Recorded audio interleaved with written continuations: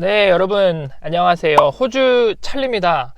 제가 또 저번에 영상을 하나 올렸었죠. 그래서 방을 한 3개 정도 보고 왔다고 말씀을 드렸고, 그 중에 첫 번째 집이 굉장히 좀 마음에 든다고 이제 말씀을 드렸어요. 그래서 저희 가족도 야, 이거 어떻게 좀 영끌 해가지고 맥시멈까지 한번 써보자 그래가지고, 이렇게 어떻게 하면은 요거를 최대한 좀 근접하게 우리가 할 수 있을 만큼 돈을 이렇게 조금 모을 수 있을까 생각을 하다가, 일단 그 전에 이 집을 파는 사람이 있을 거 아니에요. 그 사람이 의중이 얼마 정도의 집을 팔려고 하나, 그거를 한번 이제 그 부동산 중개인을 통해서 한번 물어봤어요. 이 오너는 얼마쯤 받으면 좋겠대? 물어봤더니 진짜 깜짝 놀랐어요.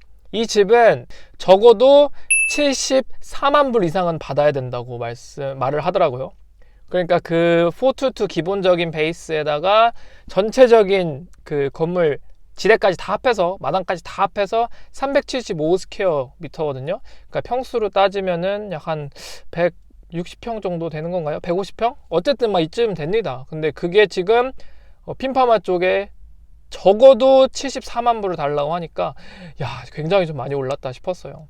그리고 어제 또 옥션이 하나 있었어요. 그래서 이 집을 저희가 보러 갈까 말까 하다가 이건 너무 좀 버젯이 안 맞을 것 같다. 그래서 한 군데 정도 이제 인스펙션 있던 걸 안 갔거든요. 그래서 어제 또 이제 결과가 나왔을 거 아니에요. 옥션이 끝났으니까 들어가 봤더니 역시나 70만 불이 넘어가는 이런 어마어마한, 아직도 호주 부동산 죽지 않았나 약간 이런 느낌이 드는데, 하긴 이게 제가 지금 저번 시간에 이 컨텐츠 말고 부동산 집값이 좀 떨어진 것 같습니다 라고 컨텐츠를 올렸잖아요. 근데 거기서 말한 지금 상한선에 계속 걸리고 있어요.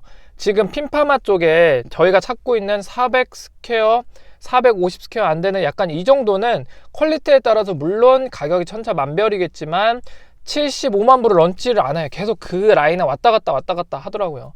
그래서 그 전까지는 62만 불부터 그 비슷한 컨디션에 있는 게 한 4, 5개월 만에 70, 한 3, 4만 불까지 쭉 올라왔는데 그 이상은 안 올라가더라고요. 그래서 그런 지금 상황이다. 근데 지금 간혹 가다가 그거보다 약간 컨디션이 떨어지는, 그리고 지금 저희가 계속해서 보고 있는 거는 레이 화이트라고 하는 되게 메이저 업체에서 운영하는 옥션이에요. 근데 컨디션도 물론 좋지만 이게 옥션이다 보니까 경쟁이 조금 더 치열하고, 이 레이 화이트에서 주선하는 건물들이 굉장히 좀 좋더라고요. 그러다 보니까 어느 정도 시장가보다 좀 올려서 받는 것들은 있습니다. 그래서 적어도 지금 제가 생각하기에 계속 저희가 찾고 있는 컨디션에서 집을 쭉 보니까 한 70만 불대 초반, 400스퀘어가 넘는 것 같은 경우는 400스퀘어 밑에 한 350에서 370 스퀘어는 한 60만 불대 중후반, 이것도 컨디션에 따라 다르고요. 300스퀘어 거의 초반, 300스퀘어거나 300스퀘어가 조금 넘는 거는 지금 60만 불대 초반 혹은 50만 불대 후반, 이렇게 좀 형성이 되어 있습니다. 저희는 계속해서 지금 찾고 있고요. 또 하나 제가 말씀을 드리고 싶은 게, 저희 집, 그냥 렌트하고 있는 지금 아파트가 팔려고 집주인이 한다고 말씀을 드렸었죠. 그래서 혹시라도 이게 당장 뭐 한 2-3달 만에 집을 뺄 수도 있다 라고 이렇게 말씀을 드렸는데, 제가 이거는 아직 저희가 세일즈 부동산 그 관계업자한테 물어봤는데 아직 답은 못 받았어요. 근데 제가 인터넷에서 찾아보고 주변 분들한테 여쭤보니까 이게 다른 사람이 그 집을 인수를 하더라도 저희가 있는 기존의 렌트 컨트랙은 유지를 한다고 합니다. 그래서 대부분의 경우에는 그 새로 집을 구하는 그 사람이 이 집의 입주자, 그 테넌트가 요 기간까지는 산다, 그거를 감안하고 인수를 한다고 해요. 혹시라도 이 사람이 인베스트먼트가 아니라 들어와 살 경우라면 그 기간을 기다리거나 혹은 그 기간보다 조금 더 빨리 그 테넌트를 내보내고 싶으면 내가 이사 비용 혹은 뭐 청소 비용 각각 이런 비용을 부담해 줄 테니까 너 나갈래? 이렇게 물어보고 진행을 한다고 합니다. 그래서 저희는 다시 이렇게 좀 심각하게 빠르게 집을 뺄 필요는 없다 그런 생각을 하고 진행을 하고 있는데, 지금 저희가 있는 컨트랙은 9월 말 10월 초면은 이제 계약이 끝나요. 그러니까 아직은 한 6개월 정도 시간이 남았다, 그렇게 좀 볼 수 있을 것 같고, 어느 정도 지금 시장 가격이 피크를 치고, 보통 이제 주식도 그렇고 부동산도 그렇지만 피크를 치고 한 번 더 로켓을 쏜 다음에 쭉 내려가는 경우가 이렇게 많이 있더라고요. 물론 지금 경우가 꼭 그렇다는 게 아니라 그런 과거에 통계적으로 봤을 때 그런 게 많다. 그러면 지금은 거의 이제 피크에서 로켓을 쏘는 시점이 아닌가, 그러면 우리는 좀 기다렸다가 괜찮은 컨디션이 있으면 사보려고 합니다.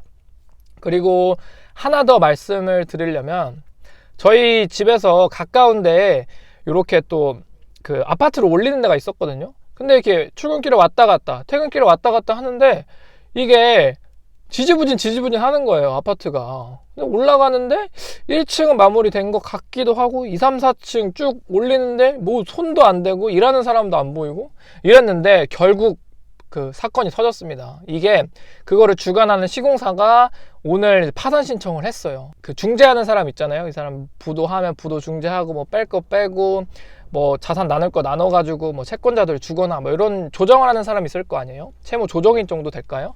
그 리퀴리터라고 하던데, 이 사람을 이제 불렀다고 하더라고요.